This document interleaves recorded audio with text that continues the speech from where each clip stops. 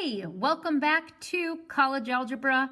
We are now looking at the back side of the 1.3 notes. I had to quickly grab my phone so we could look at Desmos.com together. Now remember, Desmos.com is a free online graphing calculator.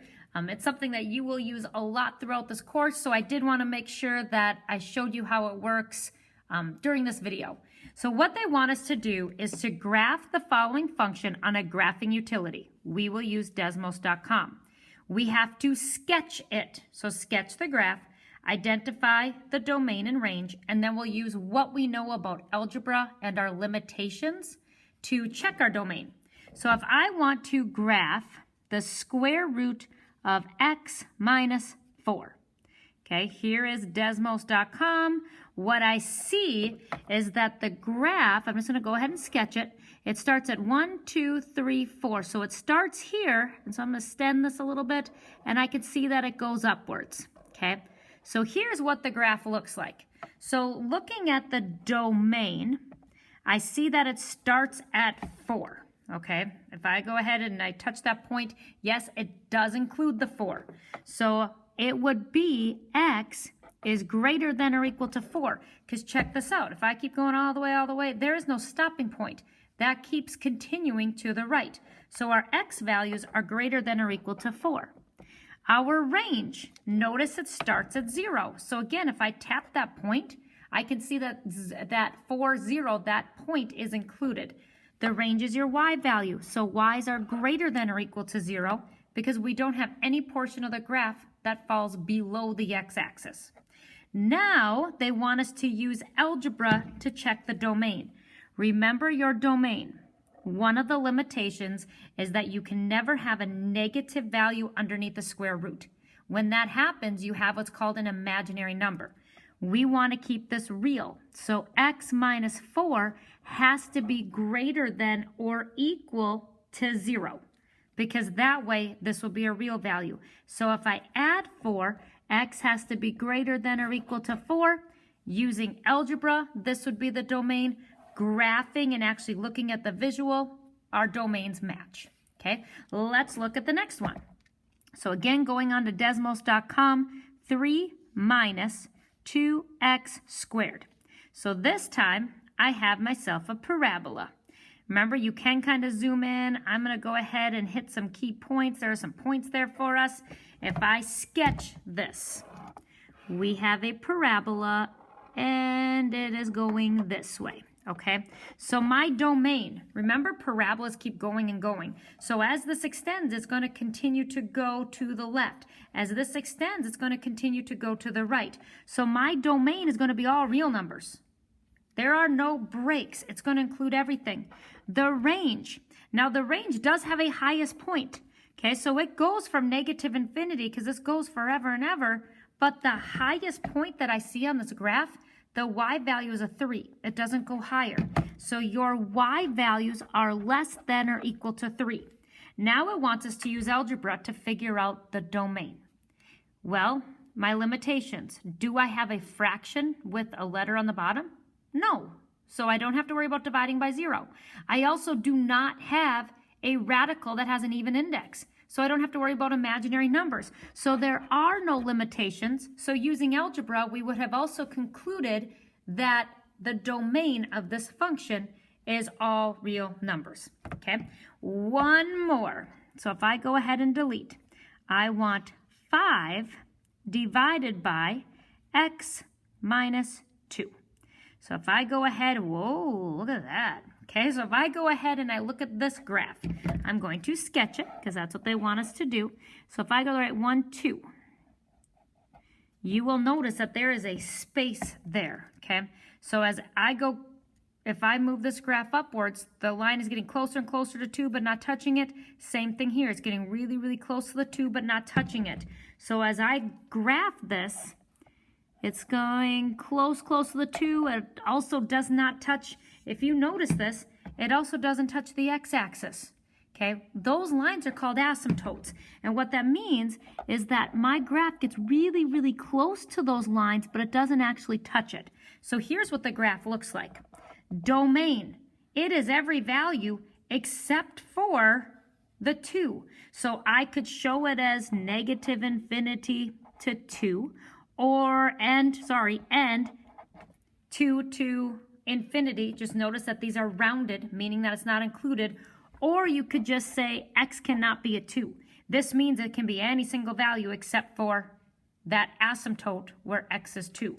My range, notice this is called a horizontal asymptote. It's a line that neither pieces of that graph would touch. So the range, it's not going to touch 0. So you could say y can never equal 0.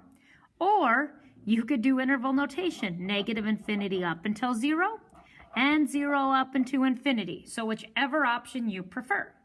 Okay, let's keep on going. So there's a little bit Desmos.com. Sorry again about the 2 pieces for this video. I did not have my phone with me, and I just thought it was super helpful for you to, again, review what Desmos.com is. It's a concept that we're going to cover many, many times in this class. You will definitely want to be comfortable with Desmos. Okay, last idea for the day. The more you know about the graph of a function, the more you know about the function itself. Anytime you read a graph, you have to go from left to right. You can check the graph of a function to determine intervals of increasing, decreasing, or constant. So in a sense, what you're doing is you're looking left to right and saying, okay, as it goes left to the right, is the graph going upwards? Is it going downwards, or is it staying the same? So a function is said to be increasing on an interval. So again, we're using interval notation. If going left to right, the rightmost point is higher. So as you go left to right, it's going to be going upwards. A function is decreasing if, as you go left to right, the values are decreasing or getting smaller. A function is said to be constant if it is a horizontal line, so the values are not going up or down. Okay, so what you're going to do, remember, big thing, left to right, intervals. Okay, so here I can see going left to right that my values are going downwards. This is an arrow. So from negative infinity all the way to the x value negative 1. You're always doing your intervals using the x values. So negative infinity to negative 1, the graph is decreasing. Then from 1, it starts increasing up until 1. So from negative 1 to 1, as I'm going left to right, the graph is increasing. The y values are getting bigger.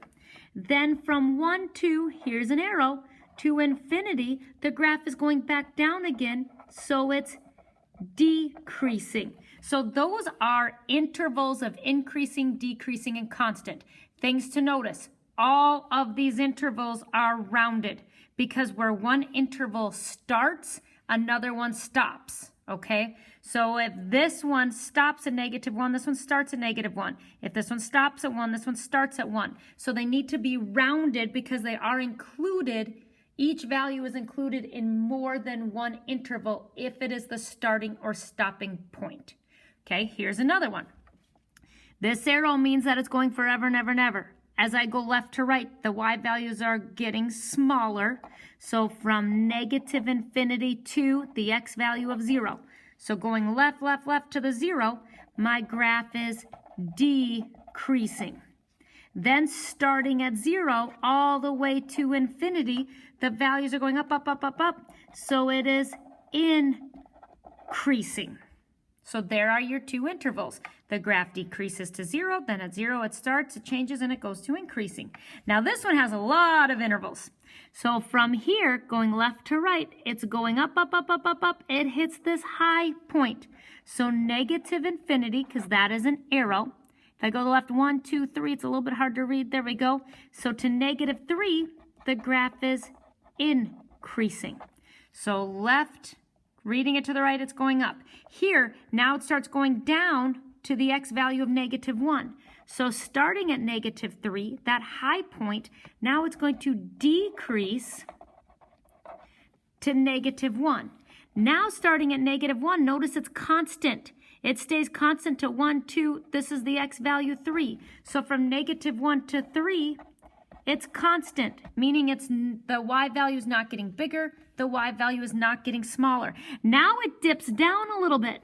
So from 3 to 4, it is decreasing. Now check this out. From here, forever and ever and ever, amen, it's going to continue to go upwards. So from 4 all the way to infinity, it is increasing. So intervals of increasing, decreasing, and constant. Remember to use intervals. Where one interval ends, the other interval starts. All of your intervals will include rounded edges, and you are always describing the x values. So going left to right, what are the x values for your intervals? Here is your suggested assignment. I hope today's lesson made sense, and I'll talk to you soon.